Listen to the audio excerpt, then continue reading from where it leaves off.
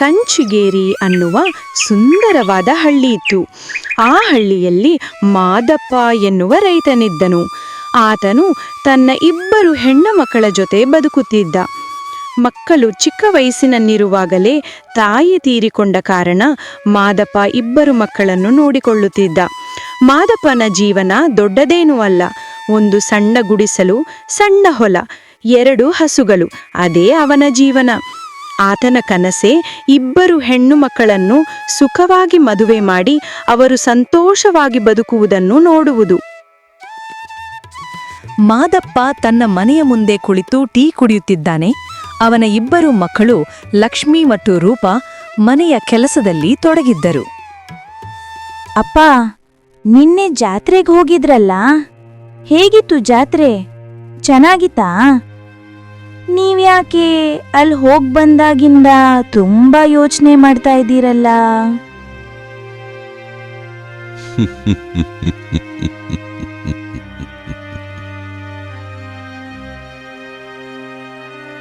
ಜಾತ್ರೆ ಚೆನ್ನಾಗಿತ್ತು ಮಗಳೇ. ಆದ್ರೆ ನನ್ಗೆ ಜಾತ್ರೆಯಲ್ಲೂ ನಿಮ್ದೇ ಯೋಚನೆ. ನೀವಿಬ್ರೂ ಇವಾಗ ಬೆಳೆದು ನಿಂತಿದ್ದೀರಾ. ಮದುವೆ ವಯಸ್ಸು ಬೇರೆ. ನಿಮ್ಮ ಮದುವೆಯ ಬಗ್ಗೆ ಯೋಚಿಸೋದಾಗಿದೆ. ಹಾ ಅಪ್ಪ, ನಮ್ಗ್ಯಾಕೆ ಇವಾಗ್ಲೇ ಮದುವೆ? ಇಷ್ಟು ಬೇಗ ಮದುವೆ ಮಾತು ಏಕೆ? ಮಕ್ಕಳೇ, ಮದುವೆ ಅಂದ್ರೆ ಬೇಗ ಮಾಡೋದು ಅಲ್ಲ. ಸರಿಯಾದ ಮನೆ, ಸರಿಯಾದ ಹುಡುಗ, ಸರಿಯಾದ ವರ ಜೊತೆ ನಿಮ್ಮ ಜೀವನ ಸುಖವಾಗಿರೋದು ಮುಖ್ಯ. ಆದ್ರೆ ಅದಕ್ಕೆ ಹಣ ಬೇಕು, ಗೌರವ ಬೇಕು, ಮಾತುಕತೆ ಬೇಕು. ಅಪ್ಪ, ನಮ್ಮ ಸ್ವಲ್ಪ ಹೊಲದಲ್ಲಿ ನೀವು ಹಗಲು ರಾತ್ರಿ ದುಡ್ದಿದ್ದೀರಾ. ನಾವು ನಿಮ್ಗೆ ತುಂಬಾ ಕಷ್ಟ ಕೊಡ್ತಿದೀವಿ ಅಲ್ವಾ?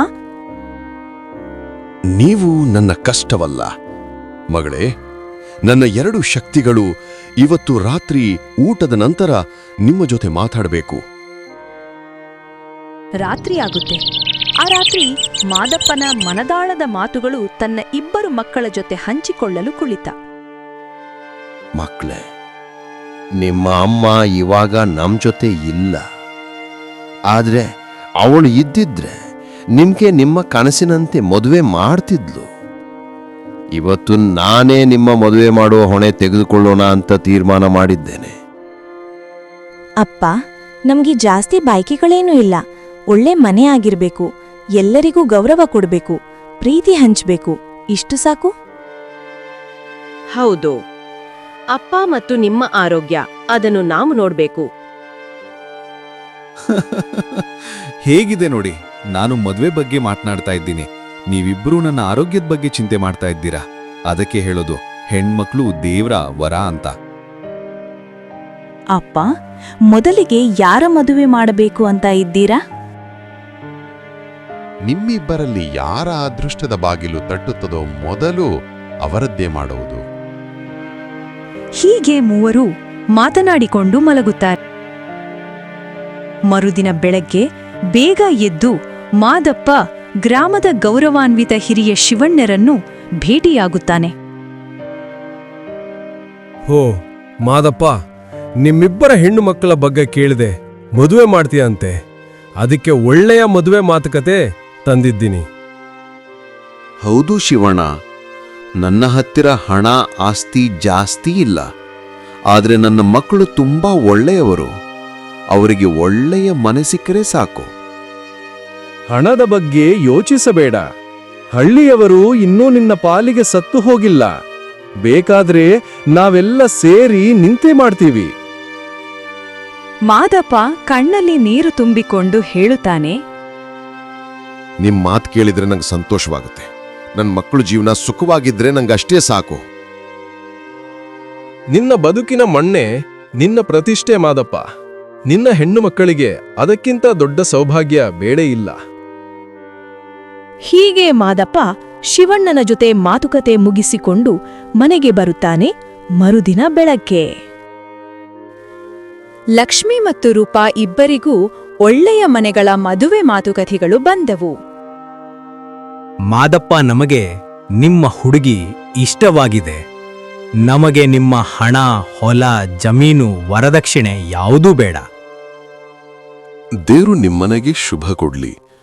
ಅಣ್ಣ ನನಗೀ ಮಾತೇ ಸಾಕು. ಅಪ್ಪ, ಇವಾಗ ನಿಮಗೆ ನೆಮ್ಮದಿ ಅನ್ಸತ್ತಾ? ನೆಮ್ಮದಿನೇ ಮಗಳೇ, ಇದು ನನ್ನ ಜೀವನದ ದೊಡ್ಡ ಆಸೆ. ನಿಮ್ಮಿಬ್ಬರ ಬದುಕು ಅರಳೋದು ನೋಡಕ್ಕೆ ನಾನು ಕಾಯ್ತಾ ಇದ್ದೀನಿ. ಅದು ನೆರವೇರೋ ಸಮಯ ಬಂದಿದೆ. ಅಂದು ಸಾಯಂಕಾಲವಾಗಿತ್ತು. ರೂಪಾ ಮತ್ತು ಲಕ್ಷ್ಮಿ ಹಳ್ಳಿಯ ಬಾವಿ ಹತ್ತಿರ ನೀರು ಸೇದಲು ಹೋಗಿದ್ದರು. ಅವರು ಅಲ್ಲಿ ಅವರ ಜೀವನದ ಹೊಸ ಬದಲಾವಣೆಗಳ ಬಗ್ಗೆ ಮಾತನಾಡುತ್ತಿದ್ದಾರೆ. ಅಕ್ಕ, ನಿನಗೆ ಹೇಗಿದೆ ಮದ್ವೆ ಮಾತು? ಜಾಸ್ತಿ ಮುಂದಕ್ಕೆ ಹೋಗ್ತಿದೆ. ನಿನಗೆ ಯಾವ್ದಾದ್ರೂ ಭಯ ಇದೆಯಾ? ಭಯವಲ್ಲ ರೂಪಾ, ಅಪ್ಪನ ವಿಷಯ ಮಾತ್ರ ಮನಸ್ಸಿನಿಂದ ಹೋಗ್ತಿಲ್ಲ. ಅವರನ್ನು ಒಂಟಿಯಾಗಿ ಬಿಡುವುದು, ನಾವಿಬ್ಬರು ಬೇರೆ ಮನೆಗಳಿಗೆ ಹೋದ ಮೇಲೆ. ಅಯ್ಯೋ, ಅದಕ್ಕಾಗಿಯೇ ನಾನು ಅಪ್ಪನ ಬಳಿ ಇರುತ್ತೇನೆ ಅಂತ ಇದ್ದೀನಿ. ನೀನೇ ಮೊದಲು ಮದುವೆ ಆಗು. ಅಯ್ಯೋ ರೂಪಾ, ನಿನ್ ಹುಡುಗ ಅಷ್ಟು ಸುಲಭವಾಗಿ ಸಿಗ್ತಾನಾ? ಅಪ್ಪ ಹೇಳಿದ್ರಲ್ಲ, ಮನೆಯ ಒಳ್ಳೆ ಹುಡುಗ ಬಂದ್ರೆ ಇನ್ ಅದೃಷ್ಟ ಅಂತ. ಹೌದು, ಆದ್ರೂ ಅಪ್ಪ ನಮ್ಮನ್ ಬಿಟ್ಟು ಒಂದ್ ಕಾಲ್ ಅಲ್ಲಿ ಒಂದ್ ಕಾಲ್ ಇಲ್ಲಿ ಹಾಗೆ ಆಗುತ್ತೆ ಅಲ್ವಾ? ನಾವು ಮದುವೆನೂ ಇಲ್ಲೇ ಹತ್ತಿರದ ಊರಿಗೆ ಆದ್ರೂ ಆಗತ್ತೆ, ಇಲ್ಲ ಅಪ್ಪನಿಗೊಂದು ಹತ್ತಿರದಲ್ಲಿ ಮನೆ ನೋಡಿದ್ರೂ ಆಗತ್ತೆ. ಆವಾಗ ಅಪ್ಪನಿಗೇನು ತೊಂದರೆ ಆಗೋದಿಲ್ಲ. ಅಕ್ಕ, ಎಷ್ಟು ಚೆನ್ನಾಗಿ ಪ್ಲಾನ್ ಹಾಕೊಂಡಿದ್ಯಾ. ನಮ್ಮಪ್ಪ ಮದ್ವೆ ತಯಾರಿಲಿ ಜಾಸ್ತಿ ಆಗಿದ್ದಾರೆ. ಹೆಣ್ಣು ಮಕ್ಕಳ ಮನಸ್ಸಿನ ಚಿಕ್ಕ ಚಿಕ್ಕ ಆಸೆಗಳ ಹಿಂದೆಯೂ ತಂದೆಯ ಮೇಲೆ ದೊಡ್ಡ ಪ್ರೀತಿಯ ಹೂಮಾಲೆಯಂತೆ ಅಂದು ರಾತ್ರಿ ಜೋರಾಗಿ ಮಳೆ ಬರುತ್ತಿರುತ್ತದೆ. ಮಾದಪ್ಪ ಮನೆಯಲ್ಲೇ ಕುಳಿತಿರುವನು. ಅವನ ಮುಖದಲ್ಲಿ ಒಂದು ಅಸಹಜ ಚಿಂತೆ. ಆಗ ಮಾದಪ್ಪ ತನ್ನೊಳಗೆ ಮಾತನಾಡುತ್ತಾ, ಹಣದ ಬಗ್ಗೆ ನಾನೇ ಚಿಂತಿಸ್ತಾ ಇದ್ದೀನಿ. ಮದುವೆ ದೊಡ್ಡ ಹೊಣೆ. ಹಳ್ಳಿಯವರು ಸಹಾಯ ಮಾಡ್ತಾರೆ ಅಂತ ಹೇಳಿದ್ರೂ ಮನಸ್ಸಿಗೆ ಇಳಿಯೋದಿಲ್ಲ. ನನ್ನ ಹೆಣ್ಣುಮಕ್ಕಳಿಗೆ ಯಾವ ಕಡಿಮೆಯೂ ಆಗಬಾರದು. ಅಷ್ಟರಲ್ಲಿ ಲಕ್ಷ್ಮಿ ಮತ್ತು ರೂಪಾ ಒಳಗೆ ಬರುತ್ತಾರೆ.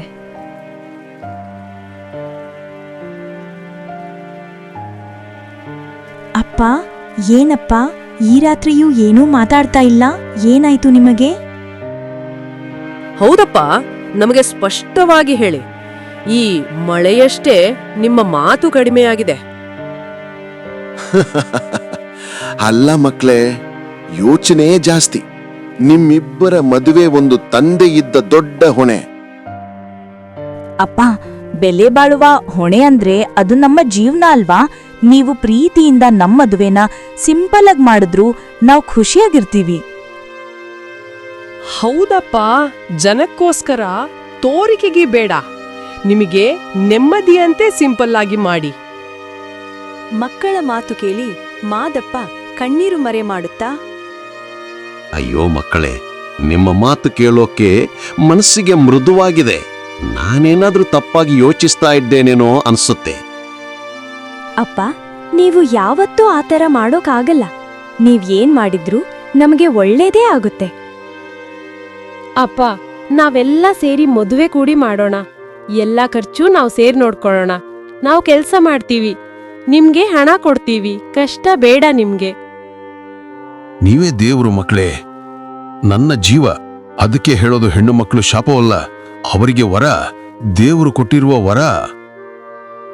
ಆ ಮಳೆಯ ರಾತ್ರಿಯಲ್ಲಿ ತಂದೆ ಮಕ್ಕಳ ಮಧ್ಯ ನಂಬಿಕೆಯ ಮಳೆ ಸುರಿಯುತ್ತಿತ್ತು.